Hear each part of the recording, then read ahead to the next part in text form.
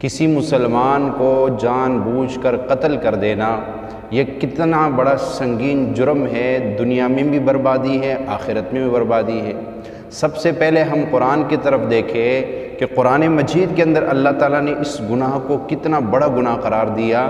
اللہ فرماتے ہیں وَمَن يَقْتُلْ مُؤْمِنًا مُتَعَمِّدًا فَجَزَاؤُهُ جَهَنَّمُ کہ جو شخص کسی کو جان بوجھ کے قتل کرے گا اس کی سزا کیا ہے؟ فَجَزَاؤُهُ جَهَنَّمُ، سب سے پہلی سزا اس کو یہ دیں گے کہ اس کو اللہ کہتا ہے میں جہنم میں ڈالوں گا۔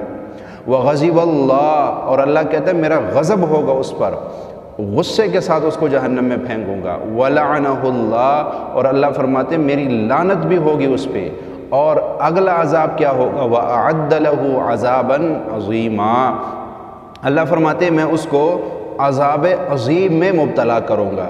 کسی مسلمان کو قتل کر دینے کے بعد آپ پر 3-4 عذاب آ جاتے ہیں۔ سب سے پہلا عذاب جہنم کا، دوسرا اللہ کے غضب میں آپ شامل ہو جاتے ہیں، اور تیسری چیز اللہ کی لعنت آپ پہ برستی ہیں، اور چوتھی چیز جو ہے وہ آپ کے لیے عذاباً عظیمہ تیار ہو چکا ہے۔ بڑا عذاب اللہ نے تیار کر رکھا ہے جو کسی مسلمان کو، کسی جان کو جان بوجھ کے قتل کرے گا۔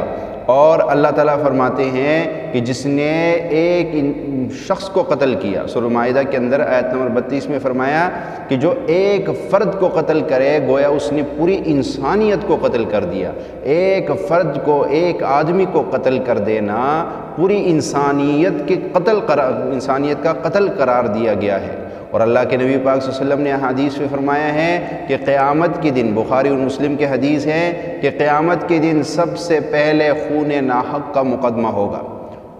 جس کو آپ نے ناحق بلا وجہ قتل کر دیا اس کا فیصلہ قیامت کے دن سب سے پہلے ہوگا۔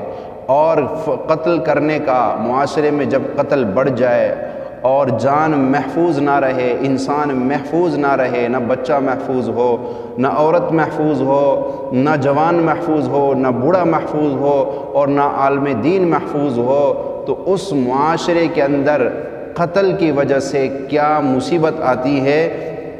فرمایا قتل سے معاشرے کے اندر فساد، خون اور انتقام کی آگ بھڑکتی ہے۔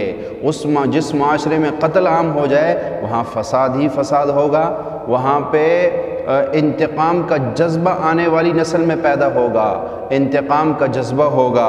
اور فرمایا کہ جہاں قتل عام ہوتا ہے، جہاں انسانوں کو صرف 30 روپے کے خاطر قتل کر دیا جائے تو وہاں پر اس معاشرے سے برکت اٹھ جاتی ہے، اس معاشرے سے برکت اٹھ جاتی ہے۔ لاکھوں روپے کمانے والے بھی آج رو رہے ہیں، کیوں؟ اس معاشرے میں قتل عام ہو گیا، کسی کی جان محفوظ نہیں ہے، تو اس معاشرے کے اندر سے اللہ نے برکت اٹھا لی ہے۔ اور فرمایا کہ برکت اٹھ جاتی ہے، اور جو عذاب مسلط ہوتا ہے اس معاشرے میں، اس معاشرے کے اندر خوف اور وحشت عام ہو جاتی ہے۔ ہر بندہ آپ کو ڈرا ہوا اور وحشتناک نظر آئے گا، ہر بندے سے آپ کو ڈر لگ رہا ہوگا، آپ کسی کے ساتھ اچھائی بھی نہیں کر سکو گے، کہیں میں اچھائی کروں میرے لیے برائی نہ بن جائے۔ اس لیے میرے بھائیوں، میں تمام مسلمانوں سے ہاتھ جوڑ کے عرض کرتا ہوں کہ آپ مسلمان ہیں تو اپنی حرمت کو بھی سمجھیے، اگلا مسلمان ہے تو اس کی حرمت کو بھی سمجھیے، اور یہ صرف یہ نہیں کہ آپ مسلمان کو قتل کرو گے تو ان سزا آپ کو ملے گی، آپ کسی غیر مسلم کو بھی جان بوجھ کے قتل کرو گے تو اس پر بھی آپ کو یہ سزا پر لاگو ہوگی۔ اللہ کے نبی نے فرمایا اے بیت اللہ تو بڑا عظیم ہے، بڑا عظمت والا ہے، پر ایک مومن تجھ سے بھی زیادہ عظمت والا ہے۔